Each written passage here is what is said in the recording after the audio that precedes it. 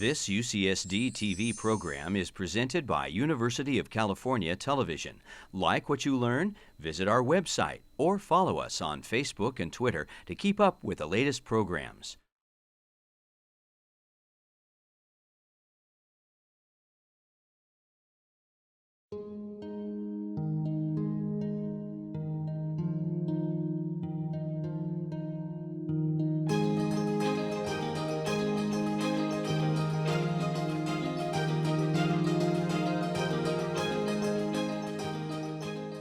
Good evening. My name is Matthew Herbst, and I am an associate teaching professor at UC San Diego's Eleanor Roosevelt College, where I serve as the faculty director of the Making of the Modern World program. As chair of the Burke Lectureship on Religion and Society, it is with great pleasure that I welcome you to our fall 2015 lecture by Professor J. Kameron Carter, entitled Post-Racial Blues, Religion and the 21st Century Color Line. Before I turn the podium over to Provost Yvonne Evans, who will introduce tonight's distinguished speaker, allow me to set this lecture in context of the Burke Lectureship itself. The Burke Lectureship on Religion and Society is an endowed lecture series which honors the memory of Father Eugene Burke, a Paulist priest, theologian, and scholar who is committed to ecumenical dialogue and engagement. Father Burke even participated as an advisor to the United Nations Commission on Human Rights, chaired by Eleanor Roosevelt, which drafted the Universal Declaration of Human Rights. Father Burke retired from Catholic University of America in 1976 and became affiliated with UCSD and its Catholic community. Before his death in 1984, Father Burke joined with members of multiple religious communities to outline the structure and scope of this lectureship, and UCSD faculty and staff helped to shape the lectureship's organization. An endowment largely raised from hundreds of small donations, which the lectureship continues to seek, as you see the folders out there. Please, we welcome all and any. The endowment was created and is managed by a board of directors composed of community members and faculty who use these funds to bring prominent speakers to campus to offer timely and engaging lectures that focus on the religious dimensions of being human and explore the functions and responsibility of religion in society and its social and cultural impact. Starting in 2016, our annual Burke Lectures will be organized around a common theme.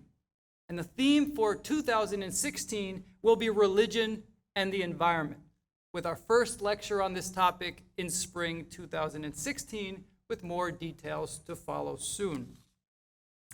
Since there are so many people who worked to make tonight's lecture possible, let me take a moment to give thanks to the members of the Burke Board for their leadership and steadfast belief in the importance and value of the Burke Lectureship, to our partners in the Department of History, particularly staff member Joan Barini, who tended to a host of logistical challenges, to our on-site coordinators Ed and Stella Wade, and to Nancy Hatch and our volunteers, to UCSD TV for their continued partnership, to our collaboration with the Dean of Arts and Humanities, and to you, our audience and our viewers.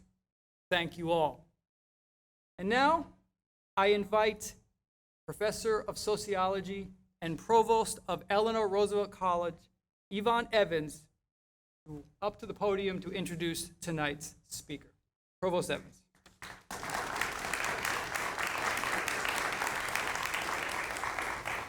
Good evening. Thanks for the pleasure and the honor of introducing our guest and speaker at the Burke Lecture Series tonight. J. Kameron Carter is a professor of, sorry, my font is so small, I didn't realize that. Oh, my glasses are getting so weak.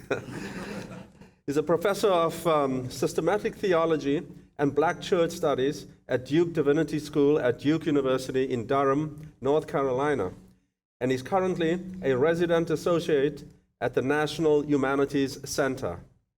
Dr. Carter received his BA from Temple University in his hometown of Philadelphia, where he studied mathematics. He earned his MA in theology from Dallas Theological Seminary and his PhD in religious studies from the University of Virginia. Clearly, there's something about mathematics that attracted you to theology. Professor Carter teaches theology and Black church studies and investigates the complex forms of identity that mark us all, especially along the axes of race, gender, and nationalism. He is particularly interested in the implications that flow from Christian theology and the specific deployments of Christianity's social imagination in the multiple formations that we all inhabit. But critique alone does not exhaust Professor Carter's interests, although critical and innovative reinterpretation is indeed the central hallmark of his work. As one who undertakes religious and social criticism as a Christian intellectual, he is concerned ultimately with reconstruction. As W.E.B. Du Bois once said in a posthumously published prayer that dates back to the first decade of the 20th century, if we destroy reason and religion and do not rebuild, help us, O God, to realize how heavy is our responsibility and how great the cost. The task, then, is not just criticism, but reconstruction.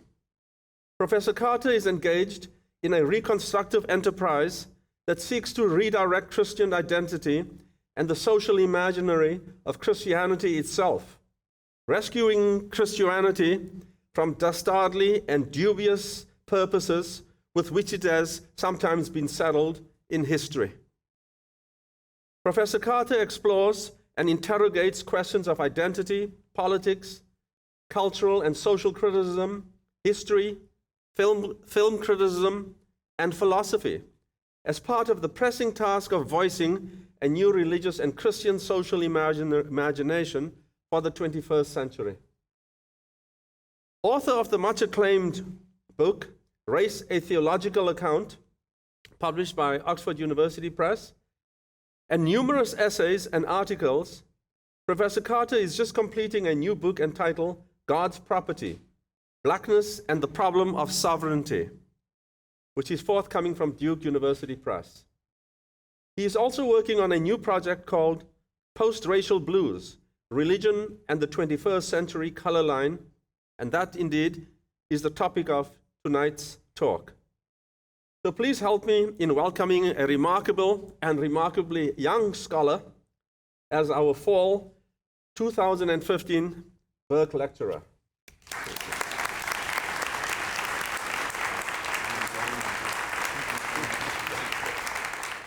I'd like to express my appreciation and gratitude for being here today. I'm going to talk a bit low because I'm nursing a cough, and I want to apologize in advance for having to, from time to time, lean over and cough.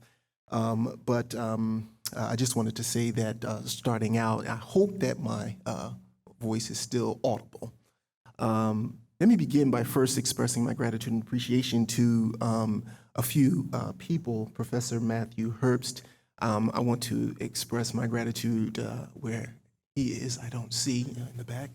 Thank you very much for reaching out to me over a year ago, inviting me to come and join a distinguished list of people who have been Burke lecturers. I'm very grateful, and my gratitude is very high. Thank you very much. Also, I'd like to express my gratitude and appreciation to Provost Professor Yvonne Evans. You're the provost of which college? I want to make sure I get of the Eleanor Roosevelt College. So I'm very grateful for that wonderful introduction that you gave me, and for the fine conversation over lunch. It was just getting so good. And so thank you for the work that you do in your scholarship. And I just got a little tease of it over lunch, and now I'm like itching to go get your book. Also, I'd like to thank board members of the Burke Lectureship for this fine lectureship that you all superintend and oversee. Thank you for your fine work. And last but not least, all of you sitting here today, right now, thank you for taking out a little bit of time in your evening to come and hear these strange thoughts that I have. Okay, I'm going to begin by talking about this latest project that I'm working on. I'm wrapping one project up, but I've been nursing this other project along the way for a few years now that I'm calling Post-Racial Blues. I'm going to start by giving something of an introduction about what the project is about, a kind of just sort of summary and an overview. And then from there, I'm going to launch into the main theme of today. I'm going to argue that the issues of the concept of the post-racial, the sense, and I'll elaborate this a little bit more as we go further, the sense that dawned upon us, has been dawning upon this country for some time now, but sort of reached a kind of crescendo with the election of President Barack Obama, that somehow, some way we were dealing with and effectively overcoming the history and the baggage of racism in this country. I'm going to talk about how, in many ways, that is a farce, but that the post-racial is actually what I call racism's afterlife. And I'm going to also argue that the newness of it all is a not so new newness, because my claim tonight is going to be, and this is one piece of the project, it's going to be that Thomas Jefferson, the third president of the United States, actually was the first one to theorize what we now call the post-racial. I'm also going to contend that the concept of the post-racial and the practice of a certain kind of overcoming of race, Jefferson writes into the founding documents of the nation, and therefore the United States of America was founded as a post-racial racist nation. Okay, that's my grand claim. We'll see. And then finally, I'm going to close by turning to, and this is my work in Black studies, by turning to the Black radical tradition and arguing that before and after post-racial governance, there's the Black radical tradition, which imagined a form of the political that did not traffic in the logics of the racial / the post-racial, but was always already the critique thereof. I'm going to call this critique not so much being anti-political, A-N-T-I. I'm going to argue that it's the anti, A-N-T-E, political.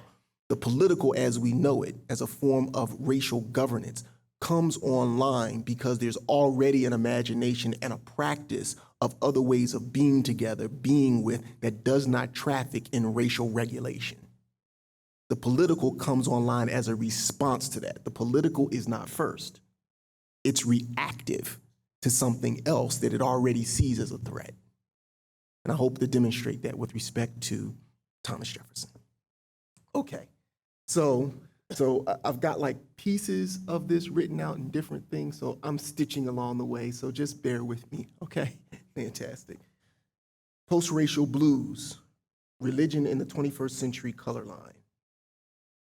This project meditates on contemporary American culture's post-racial blues, and in the course of so doing explores a hope that may emerge through careful attention to theologies born of current pain and protest.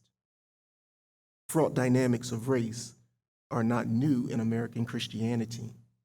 Numerous threads of race and violence were woven into U.S. history upon the wheels of Christianity. Race and violence are not unique to the American experience either. Nonetheless, we are experiencing a distinctly potent moment in relation to racial violence and injustice, a moment that calls the American church to new and trenchant explorations of race, post-raciality, and reconciliation. Indeed, across the church spectrum, Christians are saying that there is a continuing issue with race in our country, and as Christians, we need to be accountable to new ways of imagining church and society in relation to race. Until now, I focused my writing on outlining a genealogy of race as intertwined with and even driven along the tracks of Christian theology, the latest installment of which is forthcoming as God's Property, Blackness, and the Problem of Sovereignty. Here, tonight, I turn to the current moment and in this broader project to the current moment, a moment we might call the post-racial Obama era, and excavate the new terms of entanglement of race, theology, and the public imaginary today. My project is to analyze what the post-racial is and to diagnose its relationship to church and society. I argue that the post in post-racial, P-O-S-T, the post that prefixes post-racial, indexes the heightened afterlife of racism. And on the page I have it as race, R-A-C-E /ism.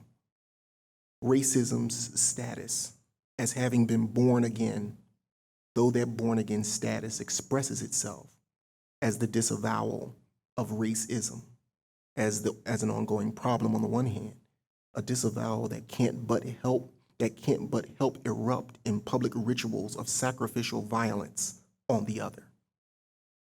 The relay between disavowal and eruptive sacrificial violence to which movements like Black Lives Matter are responding, I understand in adaptation of Sigmund Freud as expressions of post-racial melancholia, the inability to grieve the lost love object.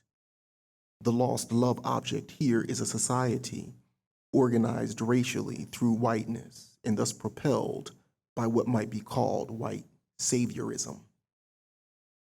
Can racial belief, the belief in whiteness as the bedrock of racial formation, sustain itself? Melancholia witnesses to the incoherence of racial belief, the incoherence of sovereignty and of the sovereign. The modus operandi of a settler society such as ours is the engulfment or the assimilative vanishing of the other, their incorporation or discipleship into a vision of the properly human, whose measure is the normative universal subject, the citizen as subject. In Post-Racial Blues, Religion and the 21st Century Color Line, I interrogate this problem, showing post-racialism to be a disease festering at two tightly related doctrinal locations, theological anthropology and Christology.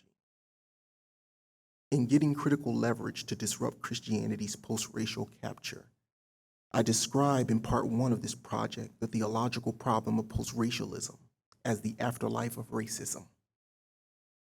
In displaying this, I move between readings of Thomas Jefferson, which I'll talk about tonight, as this country's first theorist of the post-racial. I also engage W.E.B. Du Bois, David Walker, and Richard Wright as surfacing the theological terms of post-raciality.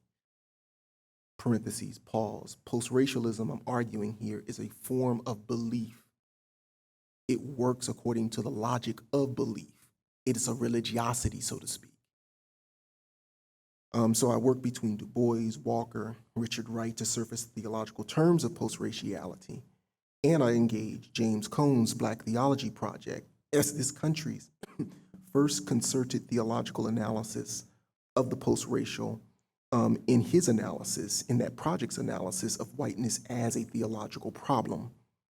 I then consider womanist thought and womanist black feminist Mariological, the womanist black feminist Mariological doctrine of the flesh on the one hand, and on the other hand, a theological consideration of social protest movements, again like Black Lives Matter, as it took hold in the protests in Ferguson, Missouri, in the wake of the killing of Michael Brown by a police officer. Womanism, black feminism, and other movements of protest helped me reconceive theological anthropology and Christology as uncoupled from the vision of the human that drives racism and post-racism. In the second part of the project, I further display this argument through engagements with a series of films in the decade of the 2000s up to the present, culminating in a meditation on 12 Years a Slave. I've selected films that both display melancholic post-racial capture, but that also help us reimagine, if not think past the human, which is racially overdetermined. This is an important claim I'm making here. I actually think that the concept of the human as a concept, is already racially loaded. Some people are invested in trying to salvage the concept of the human. I'm trying to think somewhat past it. I have various concepts I'm trying to deploy to think past it, one of which is this notion of the parahuman. I'm not even interested in the post-human, quite frankly, because the post retains that which is attached to as its afterlife. So I'm not interested in the post-human. I'm interested in something like the parahuman, by which we understand what it means for us to be creatures, the creatures that we are, in connection with the land, with the environment, with the earth, with animals. And therefore the lines become blurred at points between a distinctly rational human on the one hand and the irrational animal. That structure becomes a structure of lordship and bondage, a structure of mastery and slavery. So I'm trying to think past the human. In this project, film, as does my analysis of social protest movements, functions as a kind of material cultural engagement with the theological terms of post-racial practice in US culture. I therefore turn to film because I'm interested in how the post-racial as a theological problem undergoes public consumption. In other words, I think film, we could maybe do this through music, but I think film is this kind of potent site through which we consume the post-racial ethos. How it animates film, how it animates both the political conscious and especially the political unconscious. How are we all unconsciously post-racial disciples? Perhaps this is another way, excuse me, of framing the guiding question of this project. My aim as this year's Burke lecturer naturally is not to elaborate the full breadth of this project. Rather, more modestly, laughing to myself because I was joking with myself when I wrote this. Rather, more modestly, or at least I think it's modest, it is to give a sense of how not so new is the newness of the post-racial ethos, how not so new is the newness of what one of my interlocutors in this project has called the post-racial horizon. This is the central task then that I've set myself in elaborating the not so new newness of the post-racial, the not so new newness of contemporary racial performance, the performance of whiteness as an overdetermined performance of the human as such. I will turn to the third president of the United States, Thomas Jefferson, to elaborate upon what I mean by the post-racial performance and by the post-racial as a form of political disavowal, a form of politicization as sheer vulgarity and ultimately violence. My claim about Jefferson, to be as succinct and direct as I possibly can be to introduce this lecture, is this. Thomas Jefferson theorized the terms of post-racial racism avant la lettre, before the fact of the emergence of the post-racial as a 21st century post-civil rights concept and discourse. Jefferson already did it. And not only did he theorize the terms of the post-racial, my further claim is that Jefferson and his settler colonial colleagues wrote them into the founding documents of the United States, thus making the U.S. a racial state in which the post-racial was always already its horizon. The U.S., from the beginning, is a post-racial racist state. In case I wasn't clear. And this brings me to the second claim that I want to make or want to elaborate, which in point of fact, one might argue, is the first claim in that it is the presupposition, the vantage point from which I launch this analysis. It is the tradition of Black radical philosophy, Black radical aesthetics, and Black radical theology that discloses the post-racial, that unveils the post-racial as a born-again politics of racism's afterlife and aspiration toward eternal life. In other words, racism don't want to die. I aim toward the beginning of a demonstration of this after I take up the Jefferson argument through a brief consideration of one of the first critiques of Jefferson's post-racial blues. That's David Walker's 1830 appeal to the colored citizens of the world. Let me already provide a kind of proviso.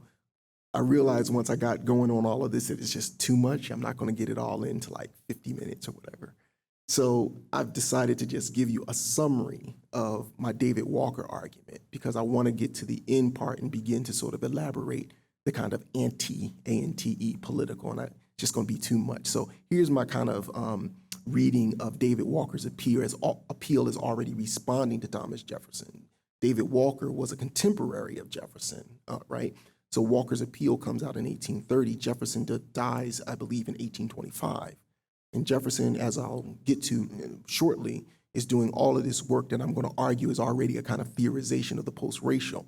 David Walker picks up on the racism of it all. And moreover, he sees that it's structured into the founding documents. So Walker's appeal riffs on the genre of the political documents. He writes them as articles almost of a constitution to respond to the US Constitution at the level of genre. And he distills out of Jefferson's project the kind of theological protocols of a figure of the normative human that is regulated by whiteness. He pulls that out already early on in 1830. And I'm arguing that David Walker is a kind of functioning almost like a political philosopher, decoding the way in which the political works in the United States. But even more, he's decoding what might be called the ontotheology, the theological imagination inside of it, right? The imagination of whiteness as a kind of savior. So he pulls all of that apart. So if I had more time, I would develop that piece of the argument, but I gave you basically a quick summary. So let me give you the summary that I wrote here. That was my off-the-cuff summary. Let me give you the summary I wrote here. The reason why I alight upon David Walker's appeal is his insight into the fact that Jefferson's quest to establish a post-racial state and the anxiety entailed in that project, we'll get to the anxiety, the melancholia entailed in that project, was of a theological character.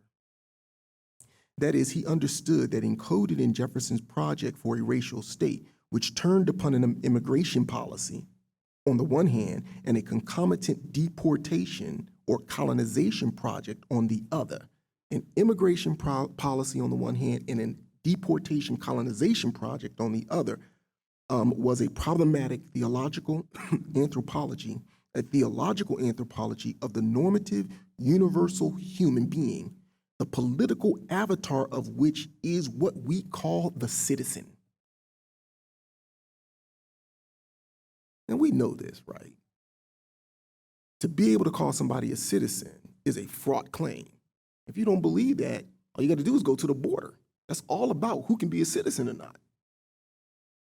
Because the claims about the human ride inside of the political claim of who can be a citizen. David Walker understood that. Theological anthropology, and again, this is Walker's insight, an insight laying at the taproot of a Black radical philosophy and aesthetic, is political theology. Theological anthropology is political theology.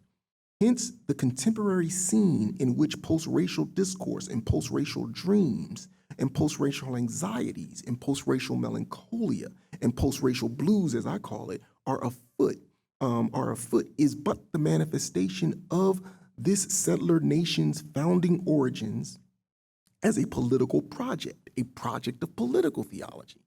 In other words, the racial and the post-racial are political theological projects. It's a project of political theology.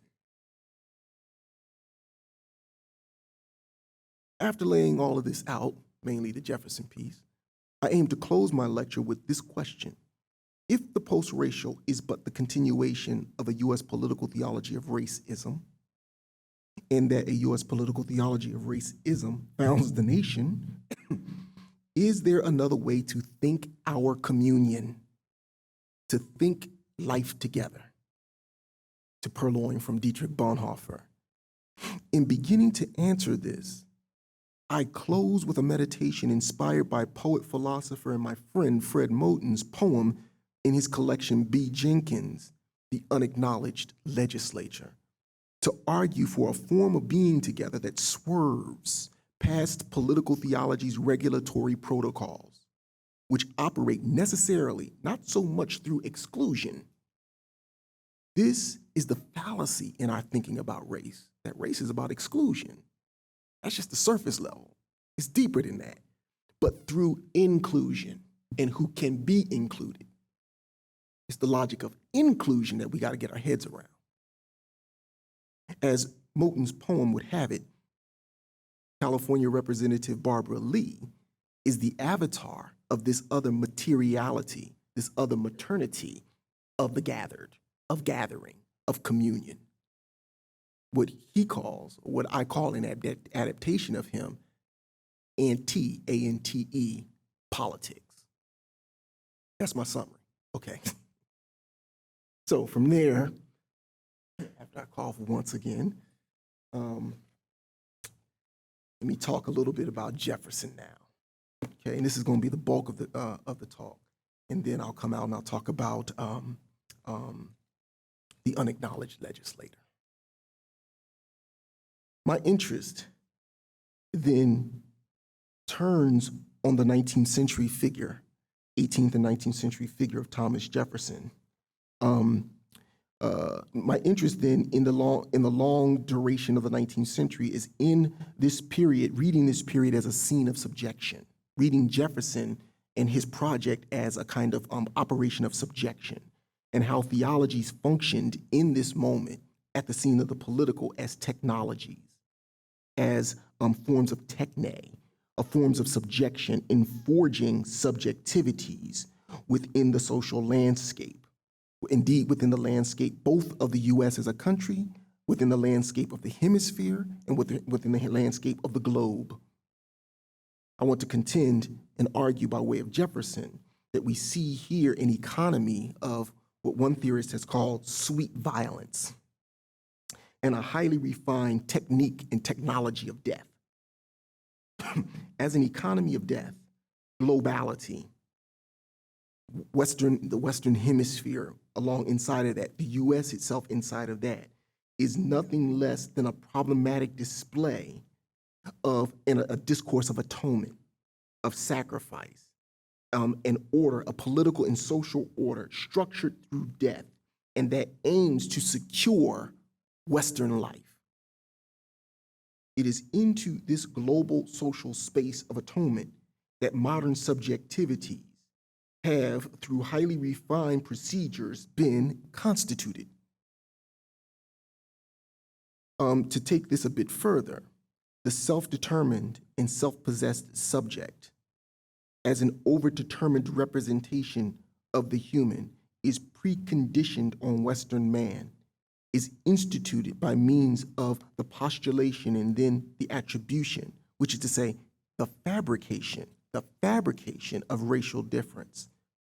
The imagination of Western man, quote unquote, on the need to, the fabrication of Western man rests on the need to eliminate the very racial differences that it produces. That is to say, to put this inside of the inquiry that we're talking about tonight, to become post-racial. Post-raciality then is about elimination. This means that the self-determined subject is only such in relationship to its outer determined others, on those who are racialized to be the other, and then on the need to eliminate those others, either on the one hand through strategies of annihilation. We saw this with Native peoples and the settling, the taking. This university is situated on settled, stolen land, right? All of the United States is situated on settled, stolen land. So either through annihilation of Native peoples and or through their assimilation, as in the case of immigrants. This is the logic of racial subjection, which occurs as a contiguous social, historical, and finally theological process of Europeanization and non-Europeanization. It should be clear from this that to speak of the racial, or as I prefer to do here, to speak of racialization, because race isn't a thing, it's a political process. To speak of racialization is to speak of an economy of deathly and death-dealing subjectivity. Subjectivity that's premised on the project, the unfinished project of securing the life of the normative citizen and the human in the face of its possible demise by those deemed non-normative. It is to speak of an economy of life and death set in binary terms. It is to speak of the circulation of life and death in a global economy of those deemed to be the saved and those deemed to be the damned, of the production of a homo damnatus as the melancholic precondition, the phantomized spectral figure that preconditions Western identity and citizen subjectivity. I seek to follow the insights of a line of diasporic intellectuals from Pauline Hopkins and Du Bois to James Baldwin, Octavia Butler, Hortense Spillers, who have taken the project of Western civilization, or for purposes here of globality, the project of the post-racial, and its theological character seriously, that is, as an object of inquiry. Given this, I want to now just scoot past a bunch of pages I have on Jefferson that sort of like give you a kind of context, setting him up in the context of the European Enlightenment, skip over that, and I'm gonna just jump right to Jefferson. So if there's some background stuff, feel free to ask questions about that, but I had to cut out some pages so we can move forward. As I've indicated in the pages I just skipped, I propose that a consideration of Thomas Jefferson's colonization project provides a window onto how the light of the Enlightenment would arise on the shores of the United States of America. Indeed, how it sought to arise at just the moment when many European Enlightenment thinkers figured that the light of the Enlightenment which was nothing less than the light of freedom, the project of freedom, was passing from Europe to the Americas, and particularly to the North American scene of the United States of America. Now, I'm going to pause here and just say for a few minutes what I mean by Jefferson's colonization project, because it was in the pages that I skipped. From the time that he basically started to emerge as a young political figure working in state government in the state of Virginia, Jefferson nurtured what would come to be called a colonization project, by which basically he started to see early on, from virtually right immediately after the Revolution, that there was a profound contradiction in the United States. On the one hand, the revolutionaries argued for freedom, and on the other hand, they had slaves in bondage. And Jefferson saw the day coming that this clash, this contradiction would reach a kind of crucial point and would lead possibly to civil war. He already saw that, 1770s, 1780s. He saw it coming. And this worried him. And so he put together various strategies for how to overcome this. One strategy, I'll talk a little bit more as I get into this, was deporting, basically exporting out African peoples, slaves, eventually putting together a program where we would get them out and replacing them with acceptable immigrants. Over time, he would come to call this a colonization project, and such organizations as the American Colonization Society would take up the Jefferson kind of worry and concern and kind of institutionalize it and enact it. This is how you ultimately get the country of Liberia. This is how you get Liberia. And so I'm interested in the nature of Jefferson's worry. And my big claim here, because I'm going to say a bunch of stuff here, and I don't want you to get lost in all the details I'm going to be running through, because the claim running through everything I'm going to elaborate is that there's a post-racial logic inside of this. And I want to make clear what that post-racial logic is, okay? All right, so that's where we're going. All right, to continue where I left off, the worry about the U.S., whether or not it could take up the mantle of what Europe represented. The sign of this passage of the baton of enlightenment, so to speak, was taken to be the American Revolution. So many took the American Revolution as the beginning of the dawn of freedom and proper enlightenment, shifting from old world Europe to new world Americas. The sign of this passage was taken to be the American Revolution, which found its discursive articulation in that document called the Declaration of Independence. Thomas Jefferson was very much in agreement with such thinking, believing that the American Revolution of the 1770s, and I need to say parenthetically, not the Haitian Revolution of the 1790s, which give you another imagination of freedom, was the quintessential sign of enlightenment. and the spirit of revolutionary freedom or liberty on the shores of modern times. The American Revolution was both an inauguration, Jefferson took it to be, and a promise. The inauguration and promise of freedom as emancipation from tyranny, and the promise of freedom and universal equality. In short, the American Revolution announced a project, the project of liberty, the project of an American enlightenment. The problem here is that the American Revolutionary Enlightenment was from the very beginning deeply ambivalent.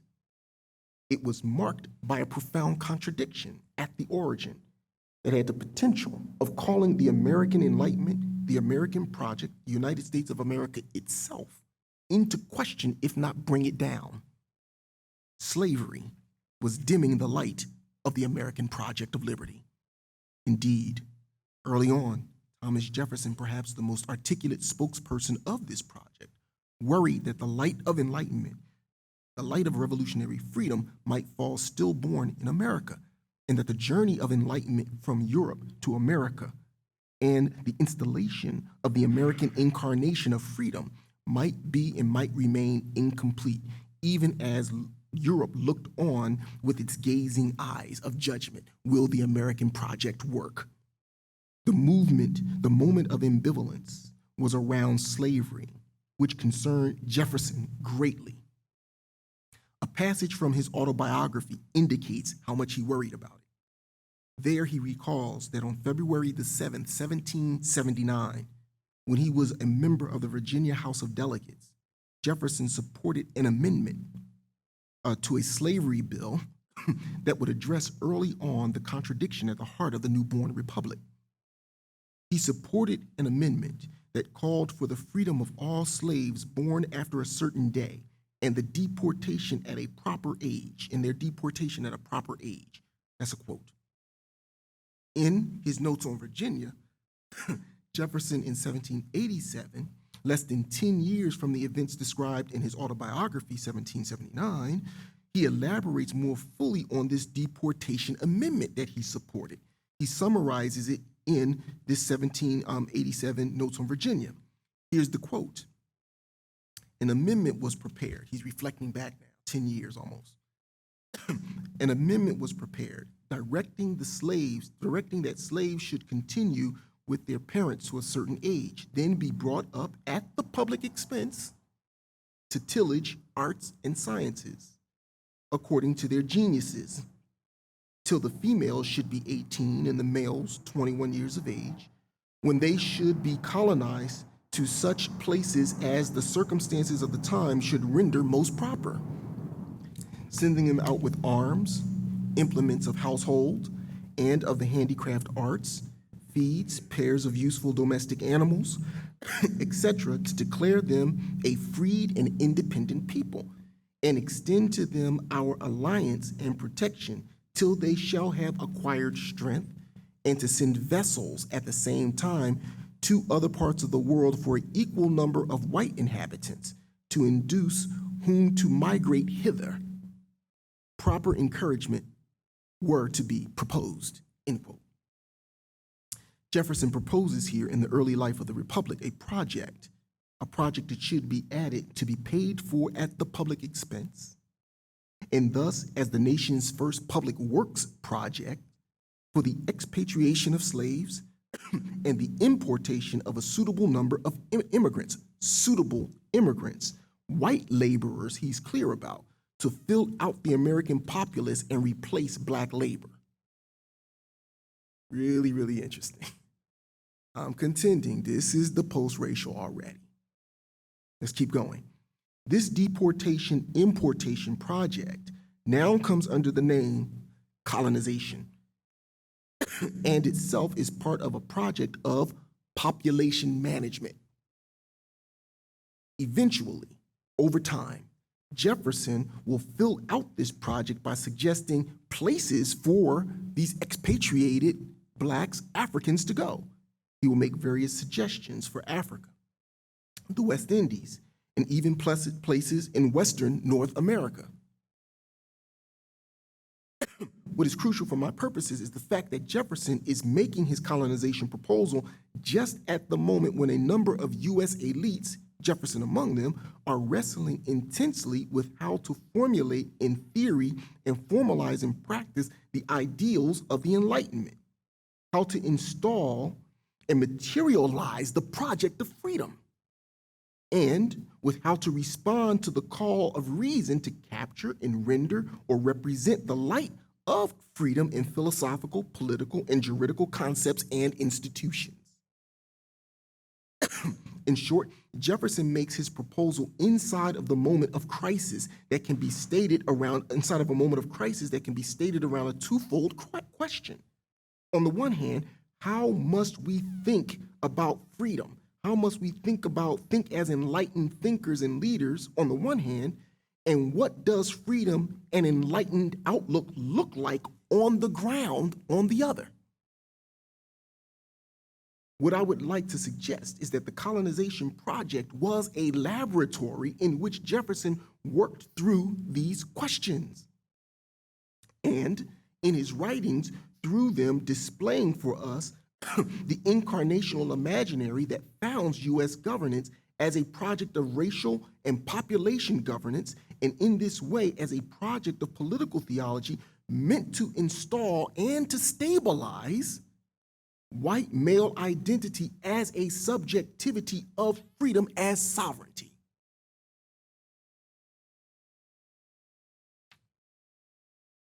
I would like to refer here to a letter that Thomas Jefferson wrote from Paris while he was a U.S. diplomat stationed there. The letter is to James Madison, who would become the 4th president of the United States. And this letter is interesting in that it points, I'm really apologetic for this, y'all, just bear with me. This letter is interesting in that it points to the entire problematic of peoplehood or population. It fills out and evinces a continuing wrestling with that phrase embedded in the Constitution, we the people. Who is that we? Jefferson's still not done with that. In the first part of the letter to Madison, Jefferson expresses an anxiety. This is the melancholia I'm playing with, an anxiety of an unequal weight of prestige and knowledge, the arts and goods between the U.S. and the well-established Europe. You got the young fledgling U.S., and you got the well-established Europe. He's got anxiety over this. Can we measure up? Jefferson is at pains, in light of this anxiety, to stress the importance of favorable representations of the United States in the European press. He wants the U.S. to measure up under the watchful eye of Europe. So Jefferson then makes the following telling remark to Madison, a remark that invokes the Enlightenment language of freedom, revolution, total revolution, a language that takes us back to the founding moments of the fledgling republic. Here's the quote: "The politics of Europe render it indispensably necessary that with respect to everything external, we be one nation only, firmly hooped together. Interior government, exterior. Now, interior government is what each state should keep to itself. If it could be seen in Europe that all our states could be brought to concur in what the Virginia Assembly has done, that is its recent agreement on federal rather than state regulation of commerce, it would produce a total revolution of freedom in their opinion of us. And it should ever be held in mind that insult and war are the consequences of a want of respectability in the national character. In the national character," end quote. This part of the letter is most interesting in that it articulates Jefferson's obsession with basically how the country looks to the outside. His obsession with a distinctive post-independence or post-revolutionary task, the task of fabricating what he calls a singular national identity. Singular national identity. This character has external and internal dimensions. Externally, the U.S. national character is about keeping up an outward appearance of being firmly hooped together before the watchful European eye. This is the presence and the persistence for unity, the yearning for unity. But what is it that must be kept up, consolidated, or unified that would suggest dissension? It is the interior. It is the interiority of the nation itself that is unsettled. Jefferson calls this the unity of an interior government is what we need. And here is where we see once again the beginnings of what I'm calling the post-racial. The post-racial is about the interior governance of unity, the production of an interior uniformity that could match an exterior uniformity. If interior government holds together underneath a well-maintained external appearance, Jefferson argues a total revolution then and only then will be produced in the opinion of Europeans. Thus, the revolution, through war conducted in 1776, will become total or complete through another revolution, a revolution in European opinion about the U.S., as the U.S. forges interior homogeneity. This second revolution is not to be waged through war. Rather, it turns on the consolidation of interior population management, interior government, to enact an interior unity as coalescence into a single meaning, singular, regulated U.S. identity. In other words, the completion of the American Revolution of freedom, turns on constituting the U.S. interior, turns on constituting U.S. interior governance, on the shaping of a national unity, in short, on a popular sovereignty that is homogeneous. The rest of the letter to Jefferson's letter to Madison is marked by this ongoing anxiety. Can we pull it off? Precisely this unity is at stake, interior unity. A war notwithstanding remains incomplete, that the U.S. as a project is unfinished, and thus that the American self, its national manhood, is an unfinished project. Now, there are two more letters I want to briefly get to, and then I want to turn to the unacknowledged legislature. There are two letters, further letters, that in fact crystallize this anxiety over peoplehood, or homogeneous interior government, or the problem of population management, the management of the people. And actually, there's several letters. I'm only focusing on two more. These are letters written over the decades of the 1810s and the 1820s. So we went from 1779 to the 1780s. Now we're going to the 1810s and the 1820s. What I'm trying to show is that the continuity of his thinking and worrying over this. These are letters written over the decades of the 1810s and the 1820s, all the way through Jefferson's death in 1825. Each letter shows Jefferson's continued obsession with interior government, as indexed through population management in the face of assimilation, or what can't be assimilated. It is in light of this series of letters that I want to suggest that the colonization project and program was part and parcel of a project to instill homogeneity, homogeneous unity, and that is what equality means. This is the heart, I'm contending, of U.S. post-racialism as a political project at the founding of the United States. What becomes clear in these letters is that what is at stake is those modes of flesh, those modes of embodiment that hinder interior governmental unity. Let me break this down through the two letters. One letter is going to emphasize one problem of one aspect of what's hard to assimilate. The other letter is going to emphasize the other aspect of what's hard to assimilate, right? And overcoming these two obstacles is what's going to forge interior government. It is the concrete practice of the post-racial. So, next letter. It's Jefferson's letter of December the 6th, 1818, to his dear friend, German friend, Alexander von Humboldt, that is worth considering, in that it is in this letter that Jefferson takes up once again his ongoing anxiety about the national character, of what it means to be not European, but American. However, in this letter, the issue at stake is land and space itself. Indeed, it is the geopolitical politics, it is the geopolitical logics of Jefferson's thinking that are everywhere apparent.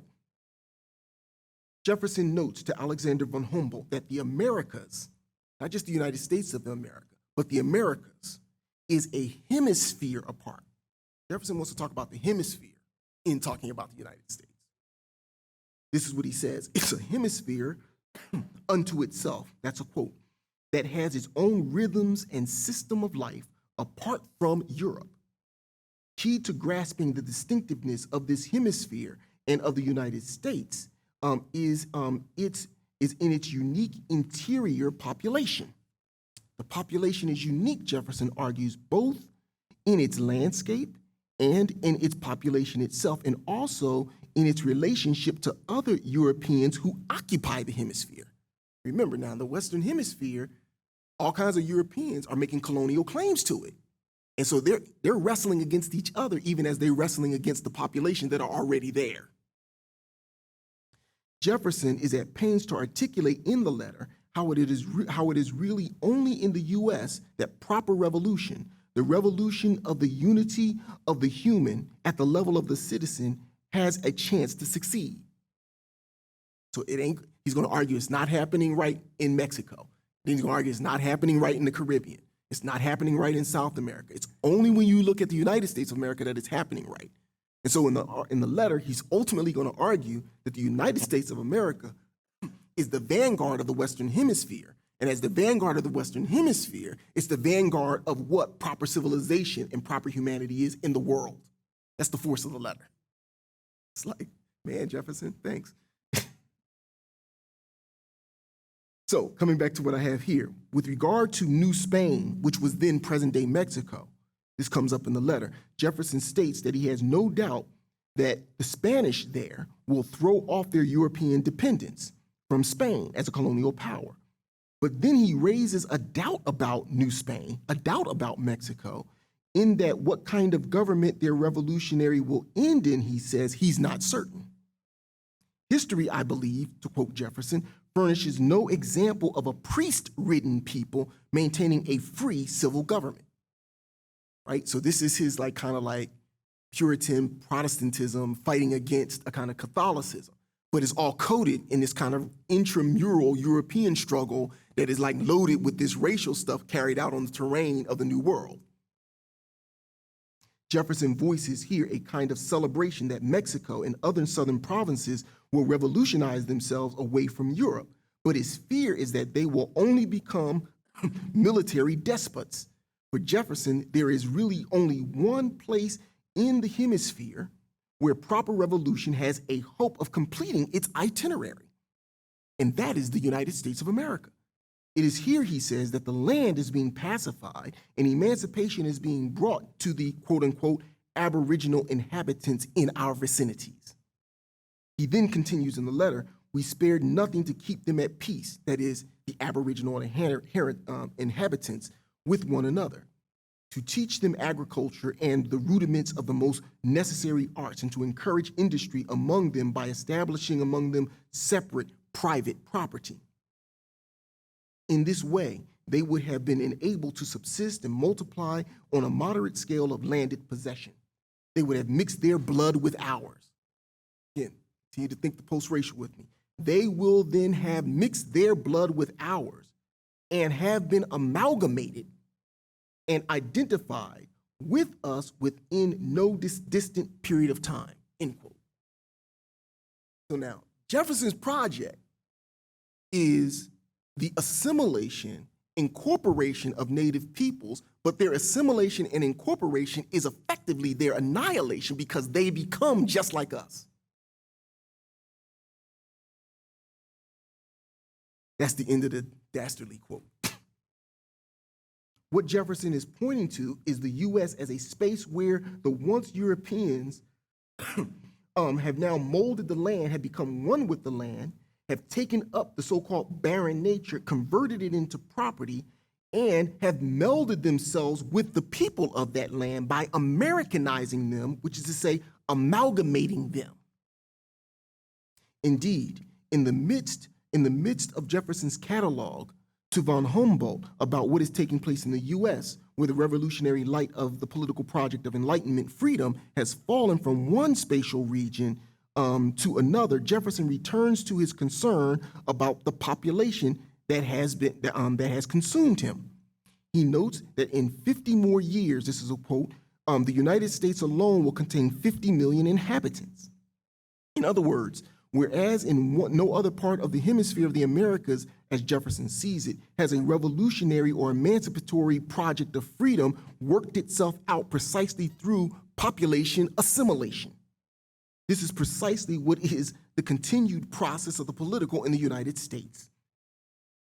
It is here that basically Jefferson argues that what makes the inhabitants of the land, the Amerindian Aboriginal peoples, useful is that they are able to be assimilated.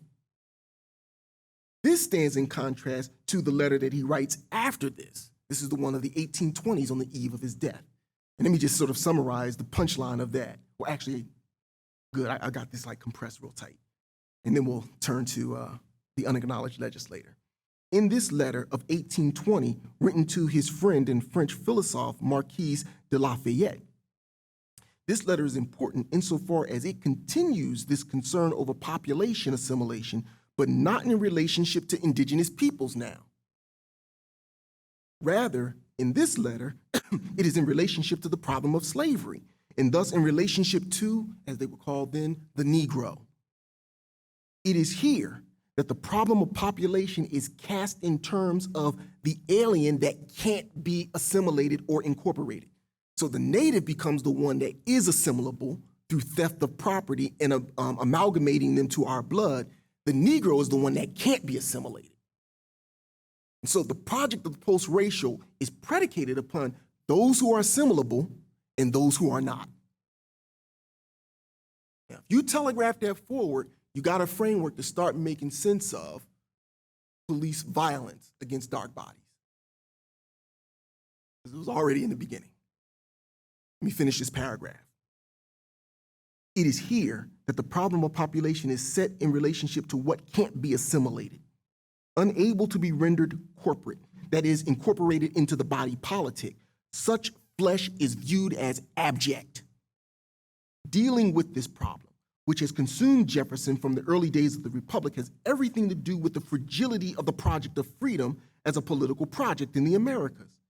It is in the, and again, it's jacked up when you think about it and you start to probe it, because Jefferson both needs the Negro, right?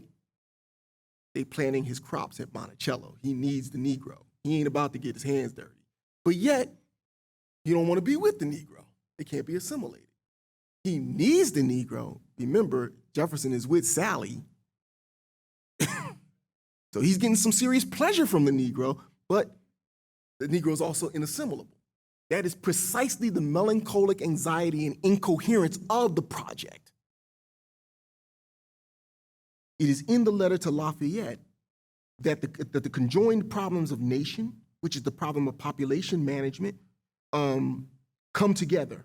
Worry over whether he, I skipped a line, sorry. It is that the conjoined projects, problems of nation, which is the problem of population management, how to render the interior government of the US in terms of popular sovereignty, how they all converge and possibly become stillborn, whether the American project will succeed.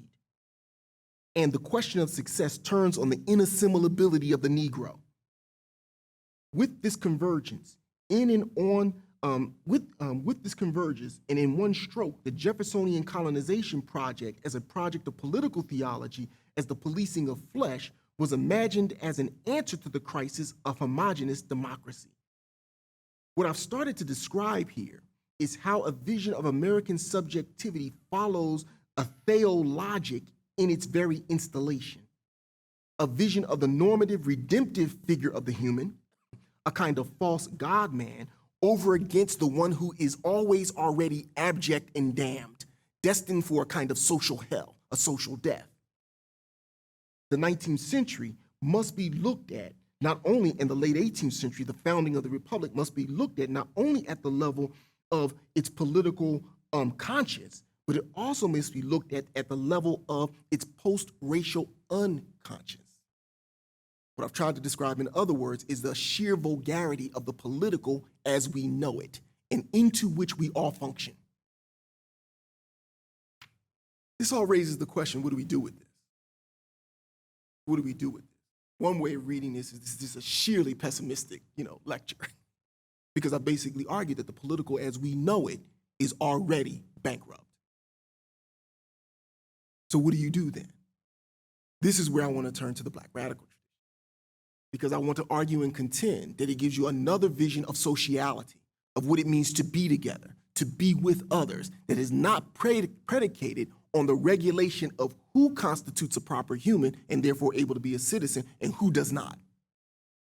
And in fact, that vision of who does and who doesn't, it comes online in reaction to this. It don't come first. The anti-political is what I call it, A-N-T-E, that which is anterior to the political as we know it. How do we make sense of this? I don't want to fully, or I can't fully answer that question now because it's a lecture in its own right. But allow me to begin to approach it by way of the work of poet Fred Moten. After this Moten-inspired reflection, one can then begin to see possibilities of existence otherwise. In his poetic ode to Congresswoman Barbara Lee, who represents California's 13th congressional district, and whom he calls, following Percy Shelley, an unacknowledged legislator in the key of Blackness. Fred Moten, who has emerged as one of the most important interlocutors in the work that I do at the intersection of theology and Black studies, suggests an answer to the question of an alternative imaginary of the political, an answer to the question, what is the A-N-T-E, political? Let me begin by reading from his poem, what we have here.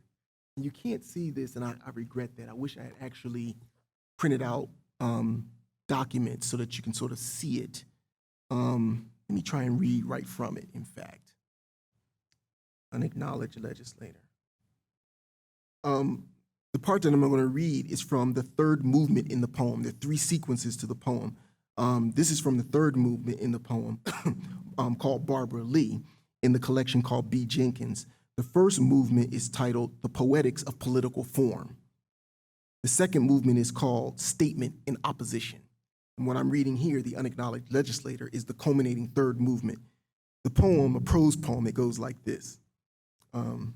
Fred is amazing. You're going to love this. So just sit back and cross your legs. You're going to love this. According to Shelley, poets are the unacknowledged legislators of the world. Let's say the world is a zone from and within which life is constantly escaping. Poets sing the form of that endless running, that ongoing running on, always busting out of the sentence or cutting being sentenced. But those broken songs, even in their incessant breaking away, cannot but bear the heavy burden of being held. At stake here is a complex of weighted departure, of flight in seizure, of an emergent statelessness submerged beneath the state of emergency, of emergent statelessness submerged beneath the state of emergency. There's always a trace on the ones who want to go. Nevertheless, unacknowledged legislators sing diversion out of turn. They instigate small passages. Their envoys strive to move. Their envoys strive to more than correspond. Somewhere between being one of the elect and having been elected, the unacknowledged legislator operates on the edge of things, resisting that desire for inclusion that eviscerates politics as the politics of escape. When brutal attacks when brutal attacks on the simultaneously real and symbolic centers of brutal power constitute a reactionary chance to open the books of legitimate anti-politics so that associates can become made men, the unacknowledged legislator chooses to remain an unmade and unacknowledged one. The maker remains unmade even when she is subjected momentarily to the glaring hypervisibility intermittently trained on the ones whose differences periodically reinitialize anti-ANTE politics. Veering off from state-sanctioned rhetorical reserves and out of national pseudo-humanist discursive frames, her sound reveals that she is thinking and therefore is marginal, and that she keeps thinking about what it means to be on the outskirts or part of the outwork of the republic. That phrase right there is what I'm trying to get after. But she is at the same time constrained to offer her musiced speech in the already given idiom of anti-politics, the anti-politics of the left and the right. Her veering off from and out of occurs on the inside in the name of that other, outer interiority. So she turns what is turned against into a vestibule of possibilities, an anti-ANTE room. She takes this turn in a cramped, cracked stanza, homelessly acting like she at home when she takes flight, held still in forced movement. Think about Rosa Parks on the bus, held still in forced movement. That weight compels the unacknowledged legislator to love, the way to go, the way to get to what hasn't happened yet, to care for the way, to care for the way what hasn't happened yet is in the midst and on the edge of its negation, to turn in and on negation's language until it comes out, if not comes out right, as ANTE national language. National language. What's the language on the other side of nation language, which is the other side of race language? That's what we're trying to get after. This language, Fred continues, that is before the nation is finally more than international. In this sense, unacknowledged legislators aspire to be real ambassadors. The anti-national language of diplomacy is a bent poetics in which the one who inhabits a history of displacement speaks the ethics that attend that history by way of interstitial jargon, tones, and fragments that get under the skin of the standard words and phrases that slip and seep into the underground of the patria, the fatherland, that reemerge as a set of broken claims to patriotism or a set of claims breaking patriotism, depending on how you hear it. This off or sub or super standard poetics links political speech to songs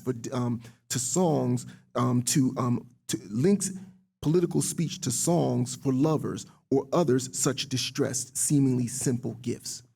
What is left to the listeners, the strangers, the ones who will have gone on to practice or to rehearse this music, this poetry, this poetics, is a general responsibility of advance, where what it is to move on is all about having gone back into and under the arc of displaced social life, that outer space structured by inner sound, which is where the poetics of political form lives, where the poetics takes up and is taken up by its life, which is a form of life cloaked and clothed, veiled, given in a sumptuary law of motion. The unacknowledged legislator is anti-ANTE, not anti, anti-American, secreted in the raiment that loved flesh secretes. This aura of the dispossessed is owned shade, claimed shadow, the wrapped shawl of the poor. The unacknowledged legislator is Barbara Lee. Love that. Let me conclude with a couple remarks about that poem, because it's the anti-political that I'm very interested in. And I'm positing the anti-political as an alternative to what I think at our best we might be trying to get after in our desire to be past race.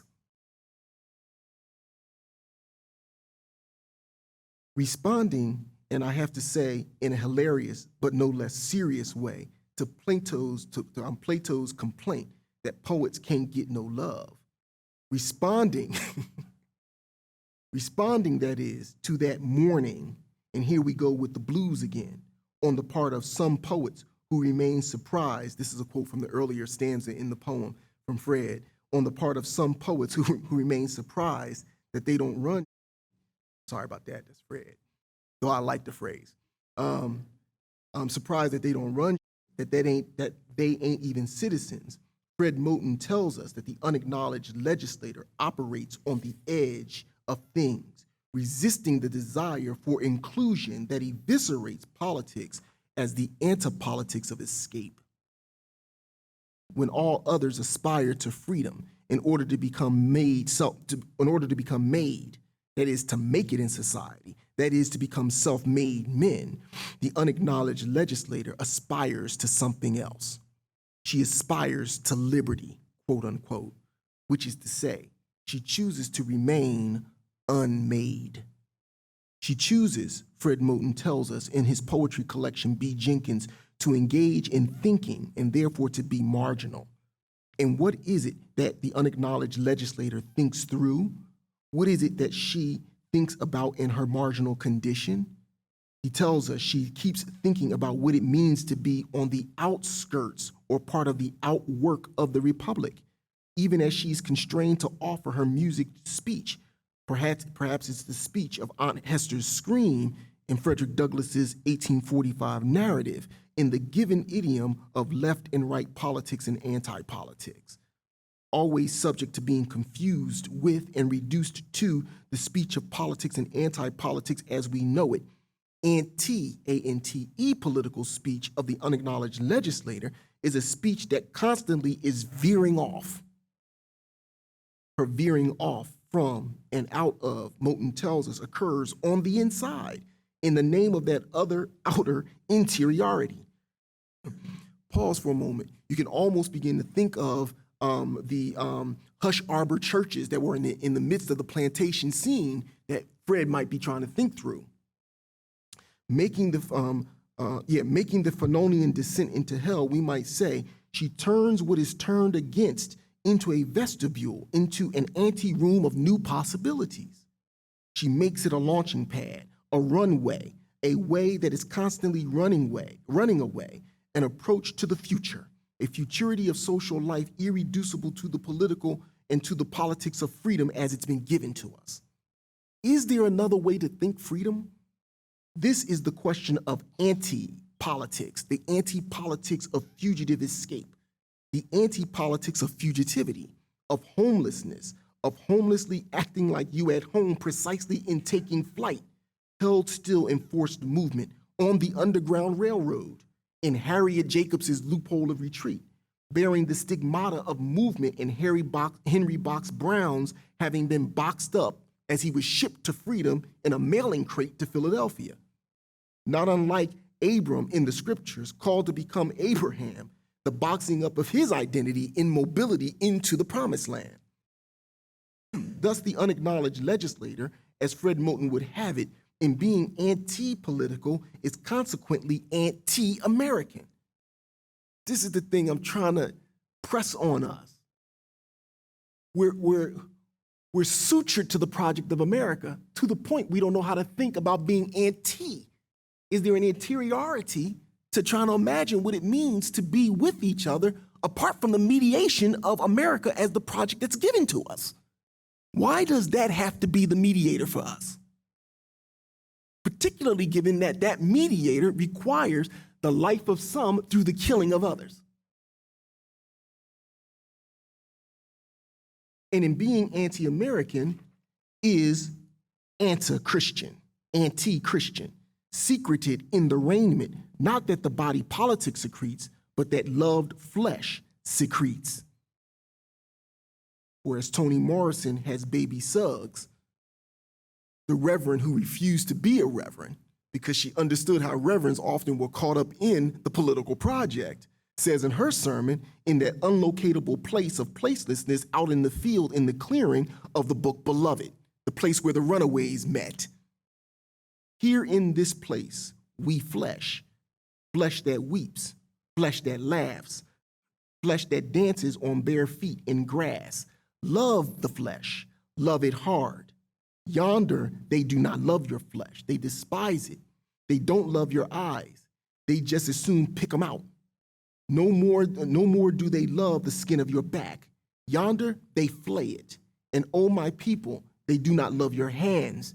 Those they only use to tie, bind, chop off, and leave empty. Love your hands. Love them. Raise them up and kiss them. Touch others with them. Pat them together. Stroke them on your face, because they don't love that either. You got to love it, and know they ain't in love with your mouth.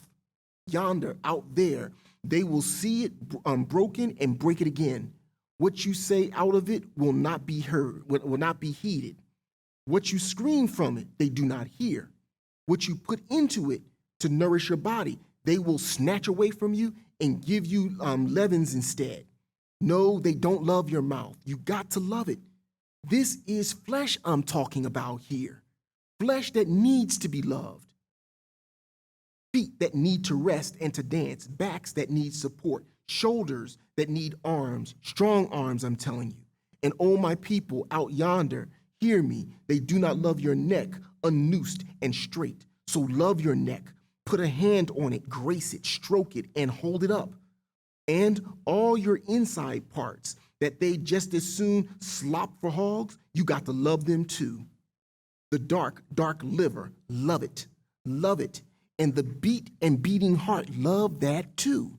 More than eyes or feet, more than lungs that have yet to draw free air, more than your life-holding womb and your life-giving private parts. Hear me now, love your heart. For this is the prize. Saying no more, she stood up then, baby Suggs, and danced with her twisted hip the rest of what her heart had to say, while the others opened their mouths and gave her the music. Long notes held until the four-part harmony was perfect enough for their deeply loved flesh. End quote. In conclusion, this is anti-politics and stands over against the politics of the post-racial, which is the politics of the racial. It is the politics of feel, of touch, of being with, of deregulated hugging and holding. It is the politics of love dispossessed, love that exceeds regulation. It is the aura of the dispossessed, the politics of touch, of contact, of joining, of being with, of communion otherwise. A haptic politics of the touch, of contact in the shade, which is in fact a halo, an aura, a claimed shadow, the shadow of the wrapped shawl of the poor. Such a politics requires a rerouting and a rewriting of the very meaning of religion, which means binding. Religion must be uncoupled from the project of the racial, the project of sovereignty, the project of the republic, and thus uncoupled from political theology itself. I am against political theology, and you should be too. Anti-politics, A-N-T-E, is shadowed performativity, being together, hugging and communion in deregulated ways, ways that the state will never understand.